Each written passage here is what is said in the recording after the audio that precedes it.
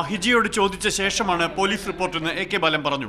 അവർക്ക് പറയാനുള്ളത് കേൾക്കാൻ വേണ്ടി മുഖ്യമന്ത്രിക്ക് വേണ്ടിയിട്ടാണ് director general of police DGP നേരിട്ട് ഇത്തരമൊരു സംഭവത്തിൽ ഒരു സ്ഥലത്തും അഗ്രീവ്ഡ് പാർട്ടീൻ്റെ അടുക്കാൻ നേരിട്ടിട്ട് പോയിട്ട് DGP എന്താണ് സംഭവിച്ചത്, എന്താണ് പരാതി എന്ന് ഒരു കേസിലും കേട്ടിട്ടില്ല.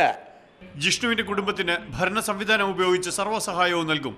ജിഷ്ണുവിന്റെ അച്ഛൻ സഖാവ് അശോകൻ 10 ലക്ഷം തിരിച്ചേൽപ്പിക്കുമെന്ന് കരുതുന്നില്ല. അവിഷ്ണയെ പോലീസ് ബലം പ്രയോഗിച്ച് മാറ്റില്ല. അങ്ങനെയുള്ള ഒരു നീക്കവും ഉണ്ടാവില്ല, അതിലൊന്നും യാതൊരു സംശയവും വേണ്ട.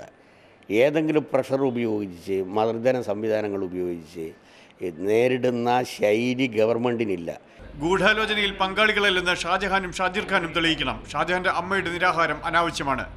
അത് നിരാഹാരം കിടക്കുന്നതിനിപ്പോൾ ഞങ്ങൾ എതിർത്തിട്ട് കാര്യമില്ലല്ലോ. അപ്പോൾ അതിൻ്റെ ഒരു ആവശ്യമില്ല എന്നാണ് എനിക്ക് തോന്നുന്നത്.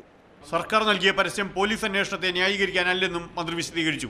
കെ മധു, മാതൃഭൂമി ന്യൂസ്, കോഴിക്കോട്.